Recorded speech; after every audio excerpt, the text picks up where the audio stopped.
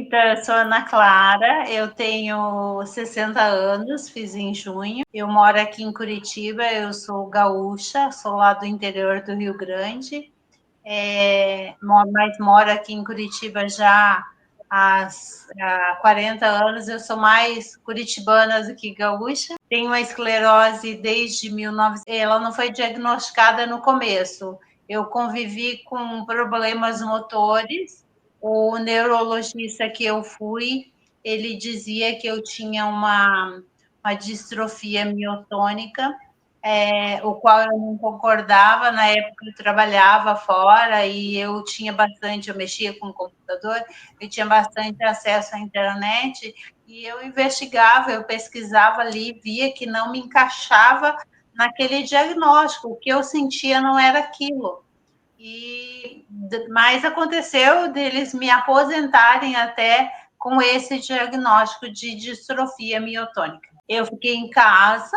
Ele foi assustador, assim, porque ele, na época, ele falou que era um diagnóstico bem complicado, que eu ia sentir muitos problemas, que eu ia ter dificuldade para respirar, porque o pulmão era músculo, que eu ia começar a ter problemas cardíacos, o coração é músculo. Ele me assustou. Ele falou que em 4 anos eu estaria numa cadeira de rodas, isso se eu não morresse antes disso.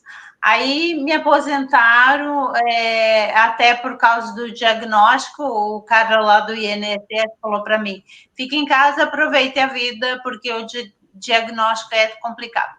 Aí eu não me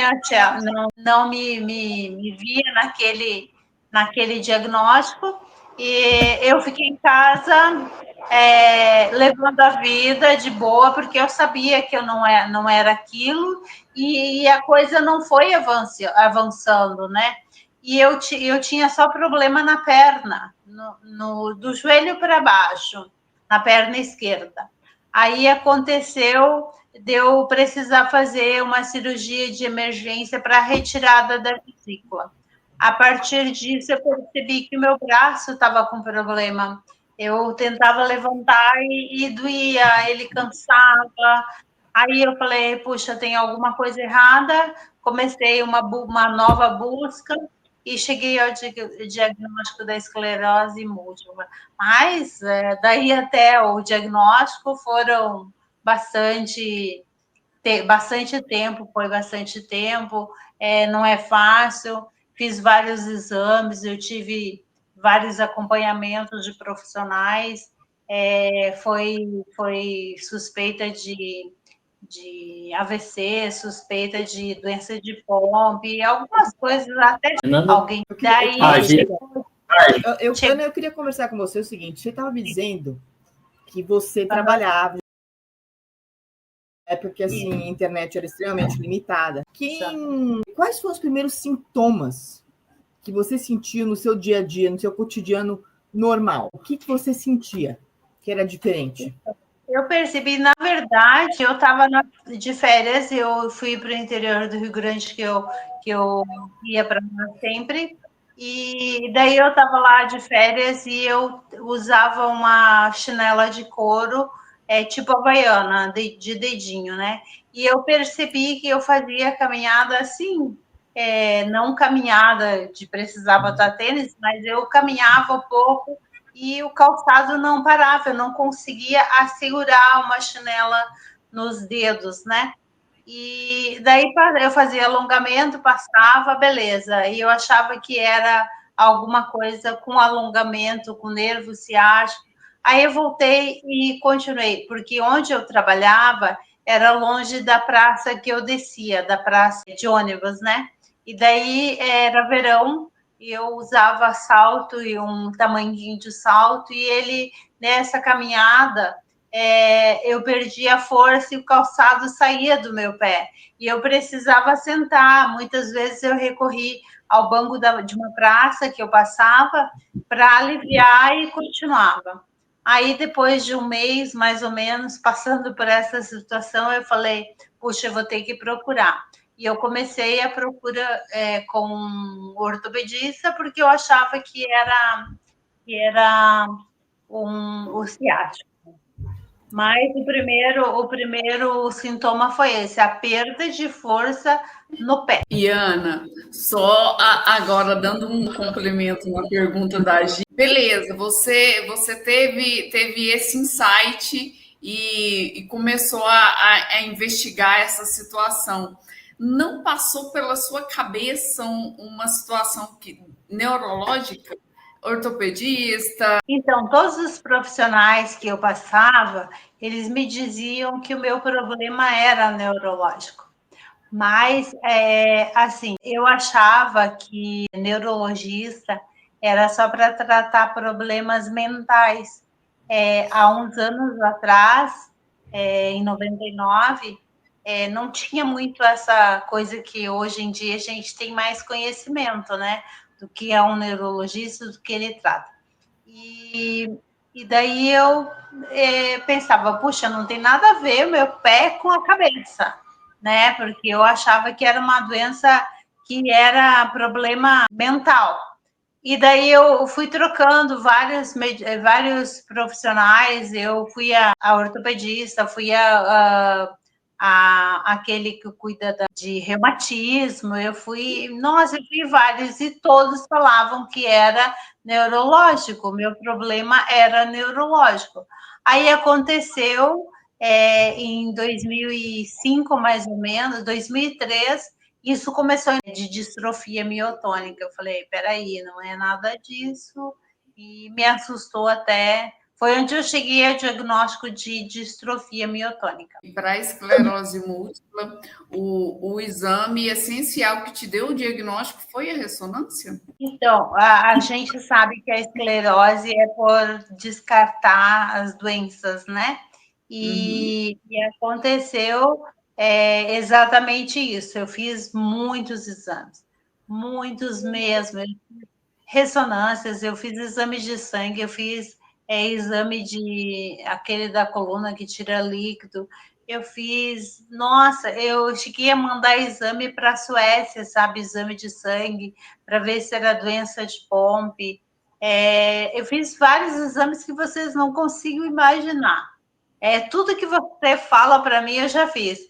E o pior deles é a eletroneuromiografia, né? E daí eu fiz todos esses e todos diziam que eu não tinha nada, que eu não tinha nada. Inclusive, as minhas ressonâncias não apareciam nada, eu não tinha nada mesmo. Ela começou a aparecer alguma coisa, alguma pintinha muito pequena, em 2009, mas o médico passou despercebido, ou ele quis ver se aumentava, não sei, porque daí na época eu troquei de médico, né? Uma curiosidade que eu tenho para perguntar, Fernanda, para Ana Clara, assim, eu não tenho esclerose, né, Ana Clara, assim, a gente tem esse espaço aqui para conversar sobre carreira, sobre outros pontos da vida, digamos assim, e tem esse bate-papo toda quarta-feira. Eu fico sempre me perguntando, a gente, quando recebe uma notícia desafiadora, né, para a vida, de uma forma geral, e imagino você que recebeu essa notícia quando não tinha revista Raros, quando não tinha, assim, a internet de forma tão ampla para, digamos, se apoiar em outras pessoas. Como é que foi para você lidar com... Hoje eu entendo que, pelo que a Fernanda compartilha comigo, a Gisele, existe vida, né, após, pelo que elas me compartilharam, mas como é que foi para você lidar com uma notícia tão desafiadora, sem tanta informação do lado? Eu sempre falo assim, para mim foi tranquilo, foi até um alívio descobrir o que eu tinha, porque a busca era tanta, o outro médico tinha falado que eu tinha distrofia miotônica, isso sim era assustador, porque é um diagnóstico bem mais complicado, com uma perspectiva de 4 anos só, e tinham se passado 10, 12 anos, e quando eu tive o diagnóstico de esclerose, que daí eu fui ver o que era esclerose, eu falei, puxa vida, ainda bem que descobriram que eu tenho e que é esclerose. Eu fiquei aliviada, porque eu já tinha tido um diagnóstico bem complicado. Então, eu vi que dava para viver bem com a esclerose, que foi em 2013, 2014, por aí, que eu acabei descobrindo que era a esclerose, né? Então, foi mais tranquilo. Eu sei que é bastante assustador para quem está recebendo o diagnóstico agora. É bastante assustador, mas eu digo, gente, não se assuste, porque a medicina evoluiu muito, e daí a gente tem, assim, como conviver melhor com ela. Hoje em dia, aqui eu tenho, porque tem 3 tipos, né? Desses 3 tipos, eu tenho uma das piores em relação à progressão dela. Quanto aos sintomas, o que eu sinto é mais ameno, eu acho, que as outras escleroses. Eu tenho menos fadiga e menos espacidade, apesar de que incomoda bastante. Mas eu vejo, assim, que em outras situações, em outras escleroses, é mais complicado, mais assustador, é mais doído, é mais sofrido. E não que não seja para mim, é bastante complicado. Mas eu aprendi a conviver com isso, sabe? Com as dificuldades. A cada vez que aparece uma dificuldade, eu vou me habituando, vou ambientando com ela e vou vivendo, sabe? Recentemente, eu tive um baque bem grande, e eu tô falando mais, não, né? Eu tive um baque bem grande, que eu pertencia, eu tinha o plano de saúde através da empresa que eu trabalhava, porque por mais que eu tivesse aposentada, eles continuavam pagando. Daí eu tinha fisioterapia neurológica e também ganhava o Ocrevus em cima da Unimed que eu tinha. E a empresa faliu, eu perdi meu plano. Aí eu perdi tudo. E daí eu fiquei pensando, puxa vida, o que eu vou fazer agora? Eu tenho que me adaptar a isso. E daí eu consegui a fazer outras coisas, vou por fora fazendo outras coisas, mas tentando não desanimar, sabe? Porque é um baque bem grande. Pode compartilhar aqui o boa noite aqui, ó. A Cristina deixou boa noite, deixou aqui Gaúcha Raiz, a Lourdes também deixou boa noite dela aqui, disse que parece que está ouvindo a história dela, ela tratou até da pós-poliomielite. Eu queria fazer uma coisa, se me permite, eu posso estender a pergunta que eu fiz também para